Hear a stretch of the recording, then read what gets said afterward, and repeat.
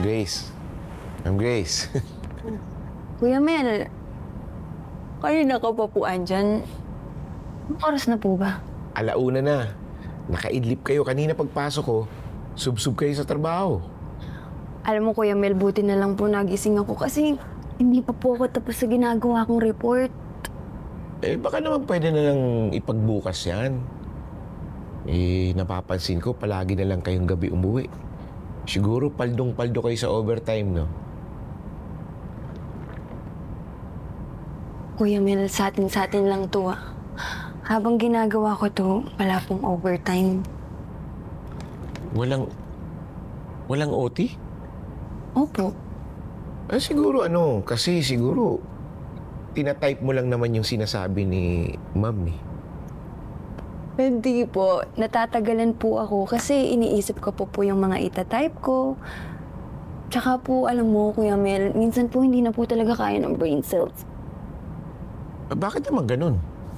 Okay lang po yun, Kuya Mel, kasi natcha-challenge naman po ako. Marami po akong natututunan sa mga ginagawa ko. Tsaka nagagamit ko po yung mga pinag-aralan ko sa business school.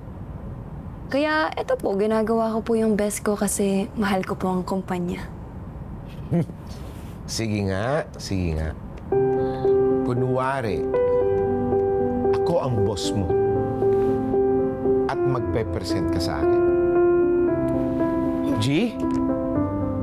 Sige po, teka. Sige nga. In the digital age, selling condos to millennials and Gen Zs means selling more than just space. It means selling lifestyle and future growth. According to a 2024 study by Colliers Philippines, younger buyers prefer condominium living because of its proximity to work, transport, and lifestyle amenities. So today, we're not selling a unit, we're selling a convenient and connected way of living.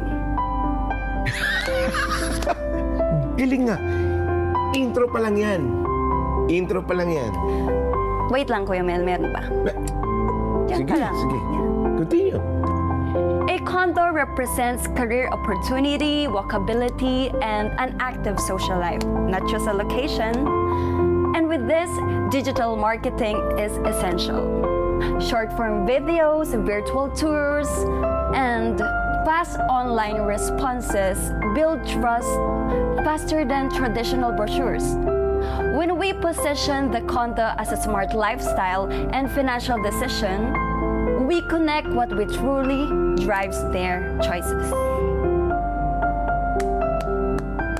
Ang galing mo naman. Thank you, Kuya Mel. Grabe. Pero para maswabe, idagdag mo ito. We are not selling square footage. We are offering upside potentials. Short-form videos, virtual tours are our liquidity tools. Turning prospects into high-yield stakeholders. Tag mo yan.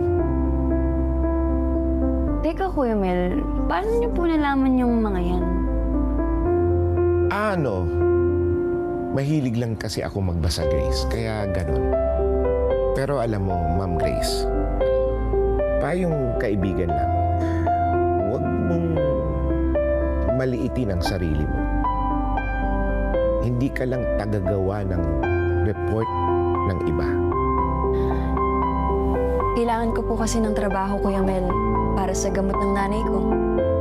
Tsaka, nag-enjoy naman po ako dito, kahit lagi po akong pinapagalitan ni Ma.